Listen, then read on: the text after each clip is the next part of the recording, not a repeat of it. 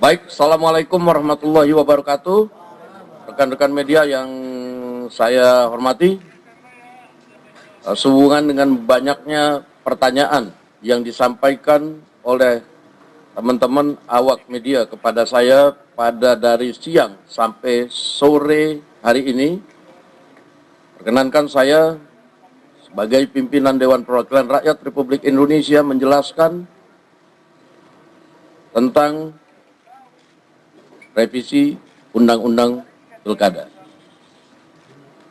Bahwa pada hari ini tanggal 22 Agustus,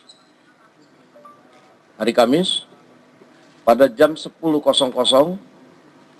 setelah kemudian mengalami penundaan selama 30 menit, maka tadi sudah diketok bahwa revisi Undang-Undang Pilkada tidak dapat dilaksanakan.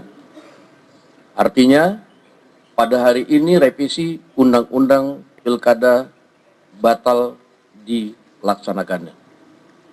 Nah, oleh karena itu,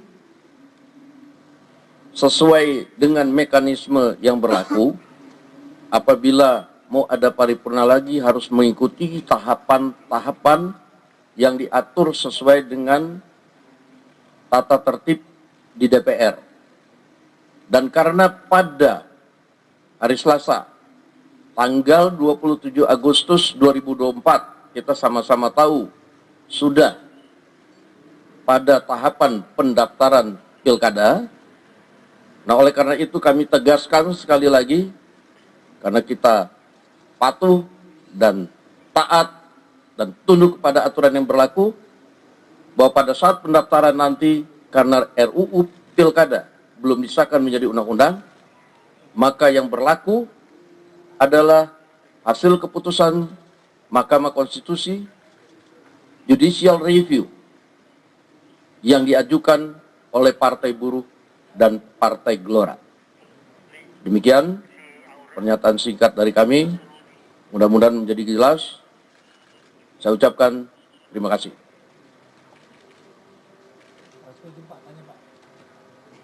Apa alasan konkret dari DPR itu tiba-tiba membatalkan itu? Apakah karena tadi hari ini gelombang penolakan cukup besar?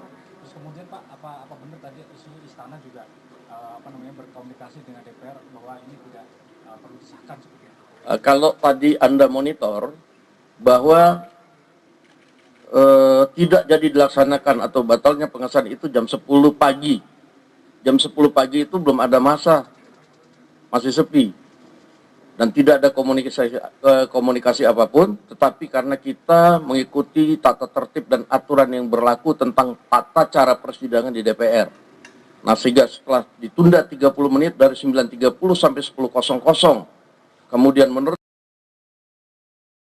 tata tertib itu tidak dapat diteruskan, sehingga kita tidak jadi laksanakan. Demikian.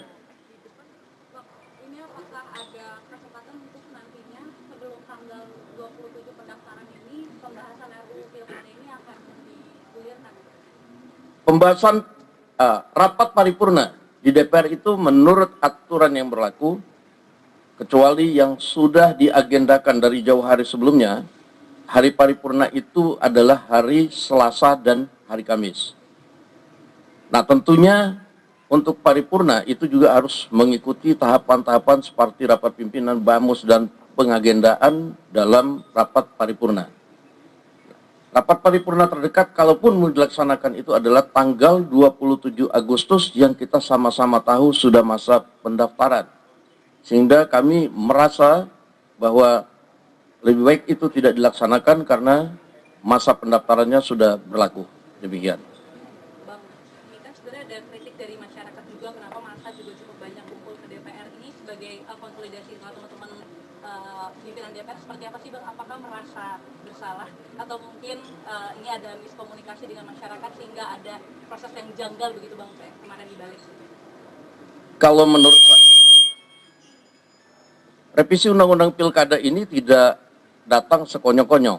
Revisi Undang-Undang Pilkada ini sudah dilakukan sejak Januari 2024 dan memang berjalannya perlahan-lahan. Nah, karena keputusan judicial review MK kemarin, kita melihat ada keputusan yang mengabulkan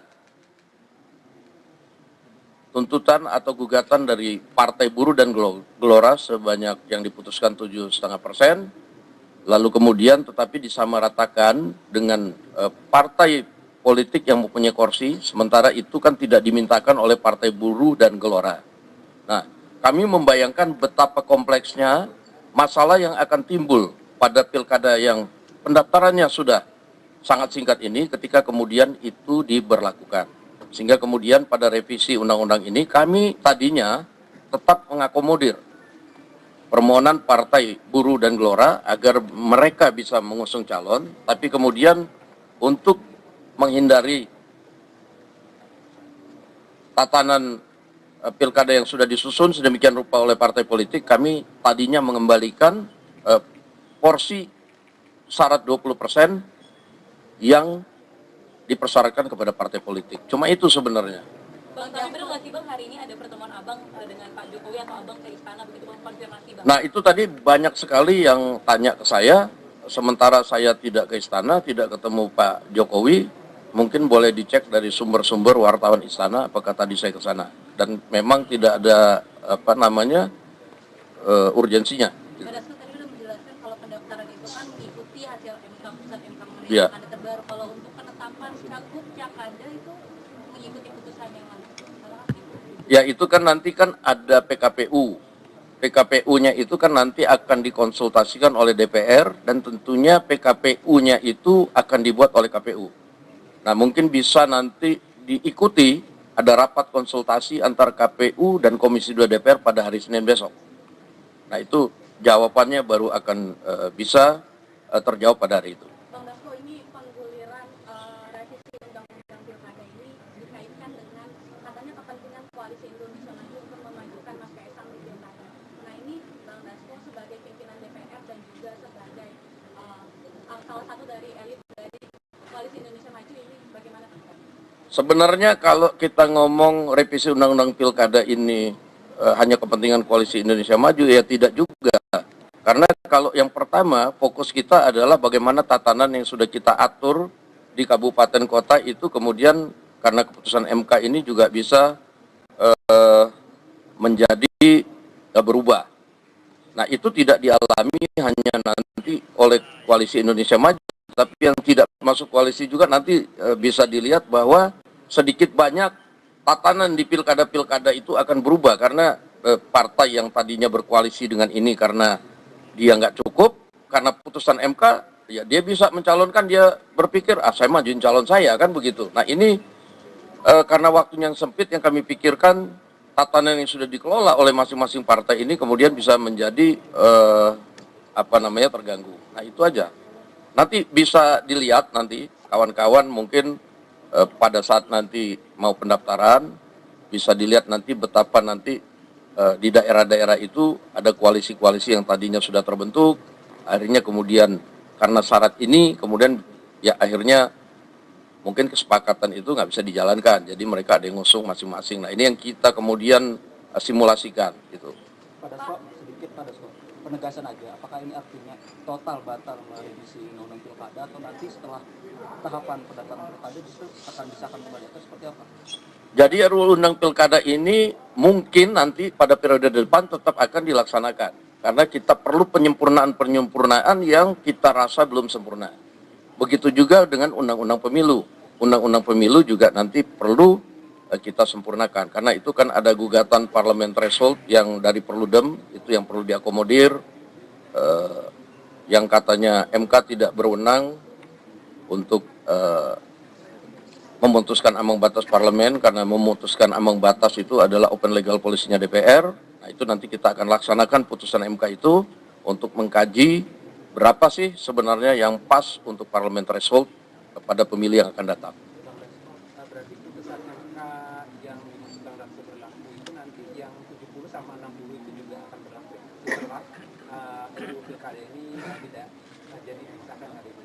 Iya, putusan MK itu kan berlaku dan bersifat final and binding. Nah, ketika kemudian ada undang-undang baru, tentunya kan undang-undang baru, tapi kan undang-undang barunya nggak ada.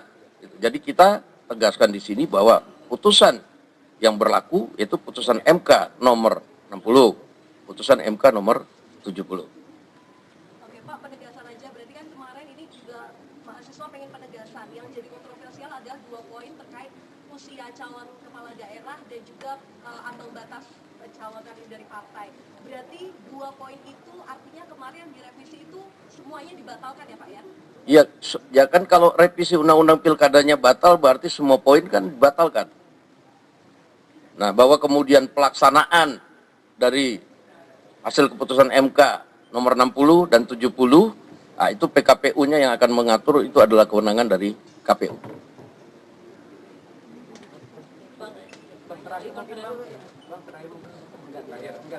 Mungkin kemarin pas di balik itu kan muncul juga perdebatan hak turunnya ke MA gitu ya. Nah ini gimana kita finalnya seperti apa? Bisa ditegaskan yang khusus usia gitu. Apa dikembalikan ke pembahasan PKPU yang di hari Senin akan dibahas? Jadi begini, itu kan masing-masing rezimnya MA dan MK kan itu berbeda. Kewenangan MK melakukan judicial review pada tatanan yang berbeda dengan MK. Nah, nanti kita akan lihat bahwa putusannya MA seperti apa, putusannya MK seperti apa. Karena masing-masing itu kalau saya lihat, ya MK pun bersependapat bahwa MK kemudian tidak bisa menganulir hasil judicial review dari MA. Nah itu tinggal bagaimana menerjemahkannya nanti, ya kita akan minta KPU yang kemudian menuangkan dalam PKPU setelah berkonsultasi dengan Komisi 2 DPR. Pak Dasko izin, ya. Jadi dugaan tentang adanya diam-diam akan terjadi revisi itu terbantahkan dengan adanya pernyataan Pak Dasko ini. Ya saya juga bingung kita nggak pernah diam-diam loh. Di balik itu kemarin itu terbuka live. Timus, Timsin, Panja itu bisa tidak kita batasi. Wartawan bisa meliput. Argumen semua dikemukakan di situ juga bisa diliput. Nah sehingga nggak ada yang dibilang bahwa kemudian pelaksanaannya diam-diam. Gitu. Kalau diam-diam tentunya nggak dilakukan DPR lah. Oke? Ya, baik.